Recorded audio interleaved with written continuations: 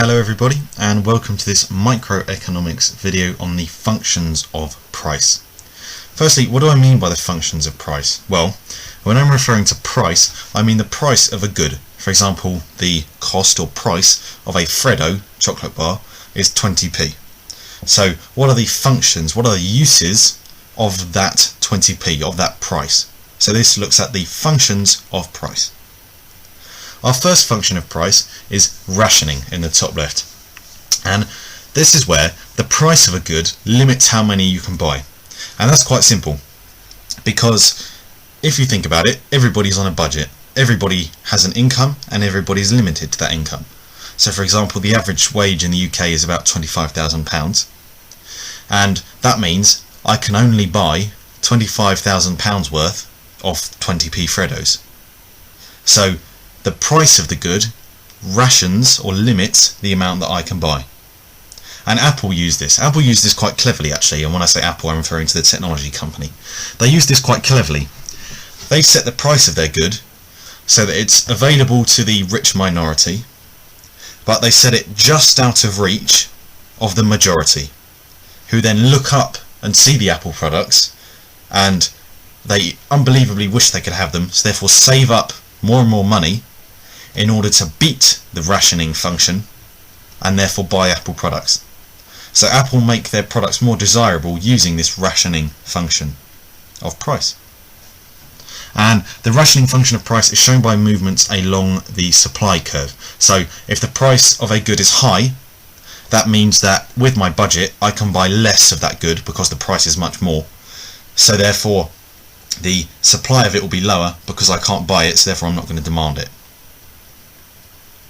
Next we have the signalling function of price, and this is where price reflects the market conditions. And when I say the market conditions, I mean the conditions needed to produce or sell the goods that I'm producing or selling.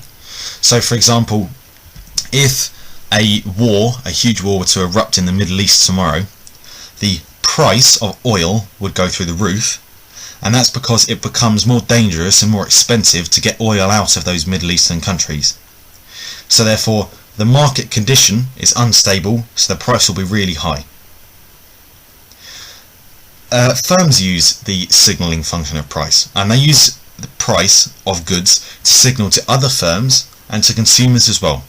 When they signal to other firms, they usually put their prices up. So if one firm puts their price up, it normally leads the others to put their prices up as well, because that way firms are maximising their profit. And firms also use the price of their goods to signal to consumers.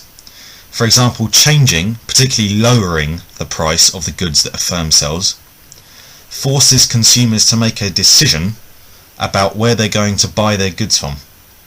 So, for example, if there's 6 major energy companies in Britain, if say British Gas, which is one of them, were to lower their prices by quite a bit, then everybody would all of a sudden have to make a decision on whether they were going to stick with their current supplier or switch to the cheaper British Gas. So British Gas have therefore successfully used the price of their energy to signal to consumers to force them to make a decision about where they buy that energy from.